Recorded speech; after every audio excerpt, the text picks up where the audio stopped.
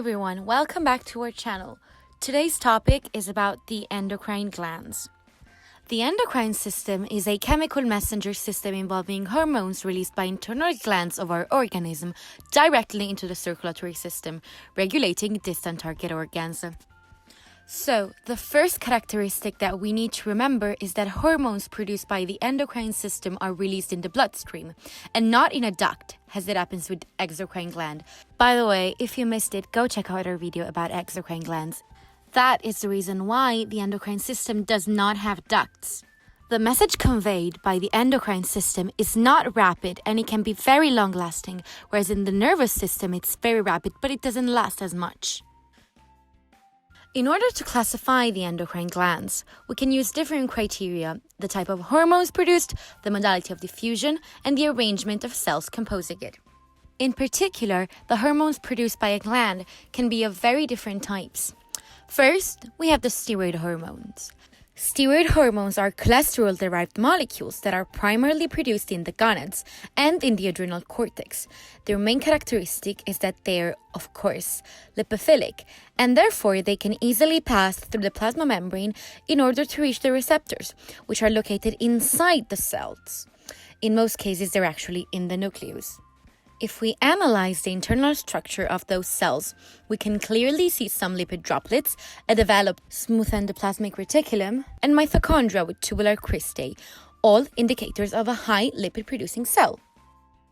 Peptide hormones, on the other hand, cannot simply pass the membrane to reach the nucleus, and therefore they need specific transmembrane proteins that act as receptor and transducers of the message. So, the molecule binds to the receptor and the message is then conveyed inside the cell. If we take a look inside the cell, we can see a very large, rough endoplasmic reticulum and Golgi apparatus and many lamellar mitochondria, indicating a well-developed proteosynthetic apparatus. Some examples of peptide hormones are insulin and glucagon, two hormones produced by the islets of Langerhans of the endocrine pancreas, which are fundamental to control blood glucose level, also called glycemia. The last class we're going to talk about is represented by amino acid derivatives, which usually also act as neurotransmitters, the molecules used in nervous signaling. The main ones are catecholamines, for example, adrenaline and noradrenaline, and those hormones are produced in the medulla of the adrenal gland, so not in the cortex, remember. Another feature that characterizes the different endocrine glands is the mode of diffusion. An autocrine release, for example, allows the endocrine cell to be the target cell itself. At first, this may seem really weird, but in some cases, it's the cell itself that needs to send signals in order to survive, to proliferate, or die. And one of the many ways it can do so is by sending the message to itself. On the other hand, we have paracrine glands. The word derives from the ancient Greek paras, which means around. Therefore, we usually talk about a paracrine action when the endocrine cell sends messages to the cell that directly surround it. The last action is the most common one. In the endocrine action, the cell releases the hormone in the bloodstream in order to reach very distant sites. The endocrine glands can be either unicellular or multicellular.